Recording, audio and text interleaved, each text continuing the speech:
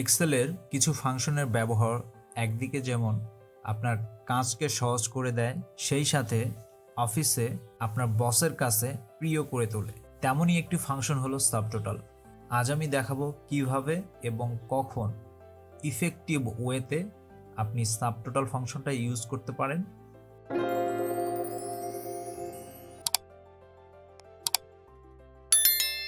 এটা হলো এখানকার প্রজেক্ট ফাইল। আমি প্রজেক্ট ফাইলে ডিরেক্টলি চলে আসলাম।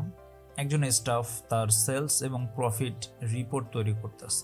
দেখা যাচ্ছে যে ব্র্যান্ড, প্রোডাক্ট, ইউনিট প্রাইস, এটার যখন টোটালটা দেখতে হয়, নর্মালি এখান থেকে এখন টোটাল সেলসটা কত এটা দেখতে কিন্তু আপনাকে নিচে নামতে হচ্ছে। আবার আপনি যদি নিচে না নামতে চান, সেক্ষেত্রে উপরেও কিন্তু এই টোটাল সেলসের ফাংশনটা ইউজ করা যায়।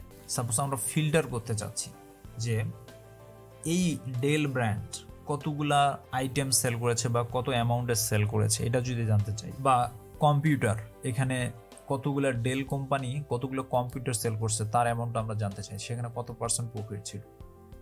এটা কিন্তু যদি আমরা ফিল্টার করি, এখানে এসে আমি যদি ডাটাতে ক্লিক করি, এখান থেকে আমরা নর্মালি যেভাবে ফিল্টার করি, এখানে এসে যদি আমরা এই ফিল্টারে ক্লিক করি, তাহলে কি হবে, এখান থেকে সাপোজ আমি ব্র্যান্ড, আমি শুধু এই ডেল ব্র্যান্ডটা সিলেক্ট করলাম, বা এখান থেকে আমি অ্যাপেলটা সিলেক্ট করলাম। সিলেক্ট করে নিয়ে যদি আমি ওকে দেই, তাহলে দেখা যাবে অ্যাপেল থেকে কত সেল হয়েছে, মানে উপরের টোটালের ডাটাটা কিন্তু চেঞ্জ হলো না। সো অ্যাপেল থেকে আমি টোটাল কত সেল করেছি এটা আবার আমাকে কিভাবে আমি দেখব, আমরা পিভট করে অনেক সময় দেখি। তো সাবটোটাল ফাংশনটা যদি আমরা ইউজ করি, যদি আপনি ফিল্টারও করেন, সাপোজ এখান থেকে আপনি দেখবেন যে সামের ক্ষেত্রে, টোটালের ক্ষেত্রে এখান থেকে আপনি যদি ওয়েবক্যাম শুধু করেন, ডাটা চেঞ্জ হচ্ছে না। তো আপনি যদি সাবটোটাল ফাংশনটা ইউজ করেন, সেই ক্ষেত্রে আপনার এখানে টোটালটা চলে আসবে, যে আপনি টোটাল এই ফিল্টারের পর যে অংশগুলো সিলেক্টেড থাকবে সেগুলোর টোটাল কত আপনি সেল করেছেন। তো এখানে যদি আমরা সাবটোটাল ফাংশনটা ইউজ করতে চাই, প্রথমে এখানে এসে ফাংশন ইউজের ক্ষেত্রে আমাদের ইকুয়াল দিতে হয়, আমরা ইকুয়াল দিব, তারপর sub S U B sub লিখে যদি লিখি তাহলে সাবটোটাল অপশনটা পাবেন, আপনাকে এখানে সিলেক্ট করে নিতে হবে। তারপর আমরা যদি সাম চাই, এখানে সব কিছুরই কিন্তু সাবটোটাল করা যায়। আমরা যদি সাম চাই, আমরা 9 যেটা আছে 9-এ ক্লিক করব, বা এখানে ক্লিক না করে আমরা যদি 9 লিখে দেই তাও হবে। তারপর কমা দিব, তারপর এখানে কোনগুলার আমরা রেফারেন্স নাম্বার, কোনগুলার আমরা সাবটোটাল চাচ্ছি সেটাকে আমাকে সিলেক্ট করে দিতে হবে। তো আমি এখান থেকে ধরে নিয়ে আমি নিচ পর্যন্ত সিলেক্ট করে নিব। এভাবে কন্ট্রোল শিফট দিয়ে যদি আমি ডাউন অ্যারোতে ক্লিক করি, পুরোটাতে চলে আসবে। এখান থেকে আমি জাস্ট এটাকে তুলে দিব, নাহলে এটা সহ আবার আমার টোটালটা হয়ে যাবে। করার পর আমি যদি ইন্টার দিই, তাহলে দেখব এখানে আমার সাবটোটালটা কিন্তু চলে আসছে। এখানে সাবটোটালটা চলে আসছে, যদিও এখানে ফিল্টার করা নাই, এজন্য টোটাল যে অ্যামাউন্টটা এবং সাবটোটাল অ্যামাউন্টটা দুটাই কিন্তু সেম। তো আমি এখানে ধরে যদি টেনে দিই, তাহলে সবার ক্ষেত্রে কিন্তু চলে আসলো, এবং পার্সেন্টেজটাও যদি আমি এখান থেকে কপি করে পেস্ট করি, সেম থাকলো। ওকে, তো এখন যে ইস্যুটা সেটাই আমরা এখন করব। তো আমরা এখন সাবটোটাল মানে ফিল্টার করব। ফিল্টার করে এই ফিল্টার যে ডেটাটা থাকবে সেটার জন্য রেজাল্টটা টোটালটা কী আসবে সেটা আমরা দেখব।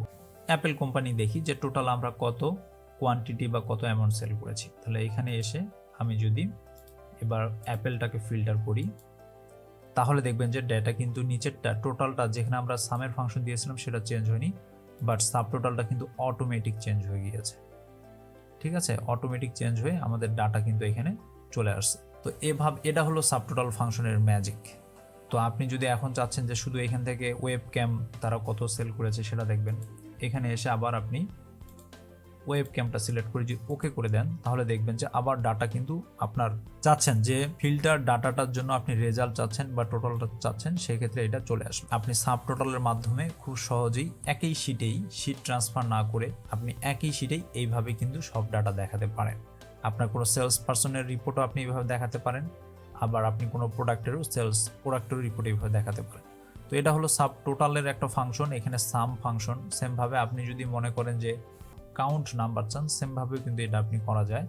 আপনি এখানে এসে আমি আবার ফিল্টারটা তুলে দিলাম, এই প্রোডাক্টের এখানে এসে যদি আপনি কাউন্ট এখানে এসে কাউন্ট দেন, সেমভাবে ইকুয়াল টু সাব টোটাল দিলেন, দেওয়ার পর আপনি যদি কাউন্ট এ এখানে যদি ক্লিক করেন 3-তে, তারপর কমা দিলেন, তারপর এখান থেকে আপনি পুরোটা সিলেক্ট করে দিলেন, রেফারেন্স নাম্বারগুলো ওকে করে দিলেন। তাহলে দেখা যাবে আপনি যদি আবার ফিল্টারে আসেন, আপনি সাবটোটালটা ইউজ করে রাখবেন। ফিল্টারে এসে আপনি যদি আবার ফিল্টার করেন, অ্যাপেলেরই করলাম, করার পর এখান থেকে আমরা ওয়েব ক্যাম দেখবেন যে অ্যাপেলের কত লাইন আইটেম এখানে আছে, টোটাল 128টা আছে। এখানে কিন্তু অটোমেটিক এটা কাউন্ট হয়ে গেল, ঠিক আছে। সেমভাবে এখানে ওয়েব ক্যাম কতগুলো আছে যদি আমি দেখি, তাহলে দেখা যাবে যে 64টা কাস্টমার, 64টা ওয়েতে এখানে আপনার এই লাইন আইটেমগুলো নিচে আছে। টোটাল আছে কতগুলো, 64টা লাইন আইটেম নিচে আছে। সেমভাবে এটার ক্ষেত্রে আপনি সাবটোটালটা আপনি অ্যাভারেজের ক্ষেত্রে ইউনিট যেমন কস্ট আছে, আপনি যদি এখানে ইউনিট কস্টের ক্ষেত্রে এসে সাবটোটাল ফাংশনটার অ্যাভারেজ ইউনিট কস্ট কত দেখতে চান, এখানে এসে আপনি অ্যাভারেজ 1 নম্বরে আছে, এখান থেকে ধরে আমরা এইভাবে রেফারেন্সটা সিলেক্ট করে দিলাম, এন্টার করে দিলাম। তাহলে দেখা যাবে যে অ্যাভারেজ ইউনিট কস্ট পড়েছে হলো 11,761 টাকা। সো এভাবেই আপনার রিকোয়ার্ড ফিল্টার ডাটার রেজাল্টটা আপনি অটোমেটিক্যালি যদি পেতে চান, তাহলে আপনি সাবটোটাল ফাংশনটা ইউজ করবেন। সো ধন্যবাদ সবাইকে। আপনার যদি মনে হয় এটা আপনার কোনো কলিগ বা আপনার ফ্রেন্ডের উপকার হতে পারে, প্লিজ তার সাথে শেয়ার করবেন। খোদা হাফেজ।